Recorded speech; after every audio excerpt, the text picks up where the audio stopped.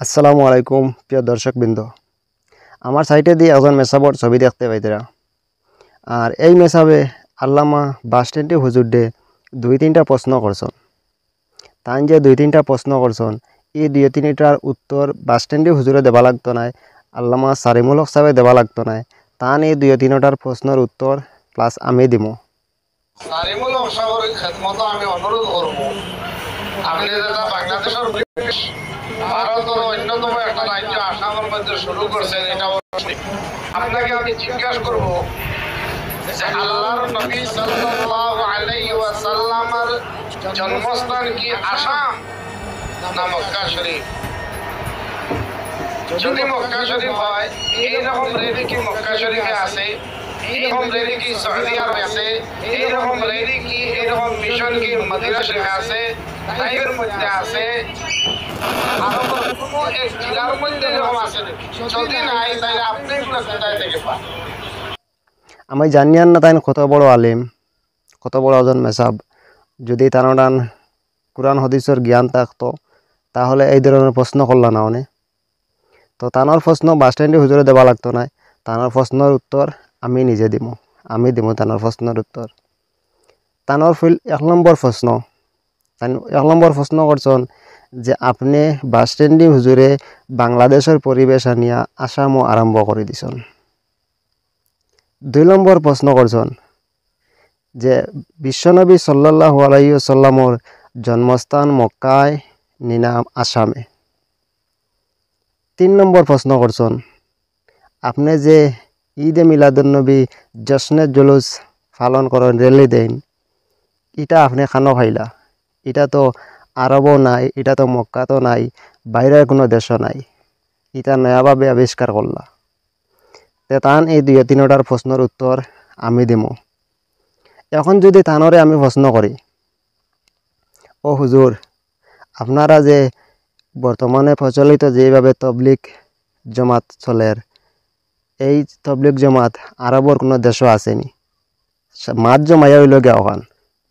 এইভাবে আমরা এক মুসলমানরে আরেক মুসলমানে যদি খালি প্রশ্ন করার থাকি, আমরার প্রশ্ন থাকিয়া অন্য ধর্মাবলম্বী যারা মানুষ তারা এর থাকি সুযোগ নের,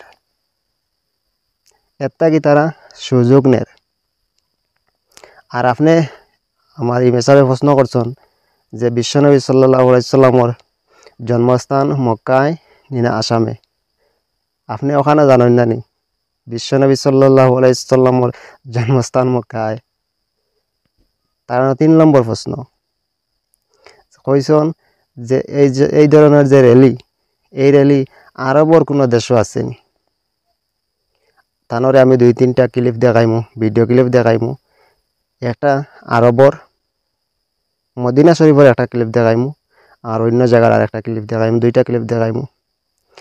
তো প্রথমে মদিনা শরীফের যে ক্লিপ যেটা আছে, এই ক্লিপটা আপনি দেখি লাগো।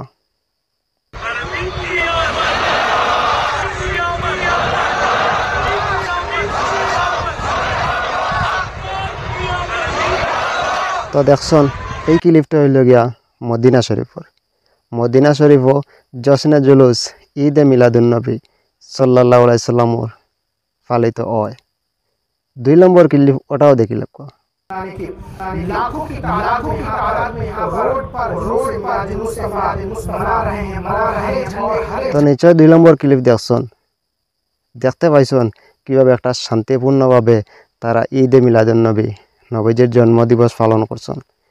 আর আপনারে আমি ওটাও প্রশ্ন করি, আর আজ থেকে 1450 বছর আগে আমাদের প্রিয় নবী সাল্লাল্লাহু আলাইহি সাল্লাম শান্তির বাণী লইয়া এই জমিনে আইসলা। আর আমরাও 12 রবিউল আউয়াল আইলে শান্তির মিছিল লইয়া রাস্তাত নামি। আমরা মানুষরে দেখাই যে আমাদের নবী কিভাবে শান্তির বাণী আমাদেরকে দিয়ে গেছেন, আর আমরাও মানুষরে কিভাবে দিতে পারি। আমরা যে গত 12 রবিউল আউয়ালে যে মিছিল পুরো আসামও হইছে, কোনো অশান্তি কোনো জায়গায় হইছে নি? আমাদের এই মিছিল থাকিয়া কোনো অশান্তি ঘটিছে নি? আমরা মানুষরে দেখাইতে চাই 1450 বছর আগে আমাদের নবী করিম সাল্লাল্লাহু আলাইহি সাল্লামে শান্তির বাণী দিয়া গেছিল আমরারে, আর আমরা মানুষের কাছে শান্তির বাণী লইয়া বারোই, আমরা কোনো অশান্তি করতে যাই না, আমাদের কাছ থেকে কোনো অশান্তি ফয়দা হবে না। আমরা মানুষের কাছে শান্তির বাণী পৌঁছাইতে চাই, আমরা মানুষের দেখাইতে চাই আমাদের নবী করিম সাল্লাল্লাহু আলাইহি সাল্লাম শ্রেষ্ঠ মহামানব ছিলেন। তিনি এই পৃথিবীতে শান্তির বাণী নিয়ে এসেছিলেন, আর আমরা মানুষের কাছে শান্তির বাণী পৌঁছাইতে চাই।